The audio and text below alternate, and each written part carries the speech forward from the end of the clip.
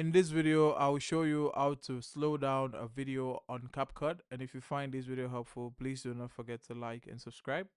Now, the first thing I'd like you to do is sign in or sign up for a CapCut account. And this is what the dashboard should look like. Now, we're going to navigate to the projects. Now, let's choose the video that we want to slow down. Now, this is a video of a dancer. Now, you can see the little girl dancing. Let's choose, for the purpose of this video, let's choose a part that we want to slow down. We don't want to slow down all of the video. So come here, we split this.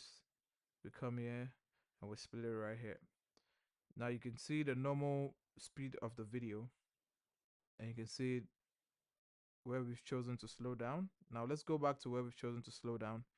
And what we want to do is we want to scroll down till we see speed, and we click on speed.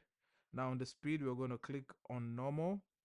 Now on the normal, we're going to make sure that we move this round button right here below the 1x. So we choose any number below 1x and we click on the check mark. Now let's play the video again. You can see the video has slowed down at the point where we slowed it down. Now that's how to slow down a video on CapCut. If you do find this video helpful, please do not forget to like and subscribe, and I'll see you in the next one.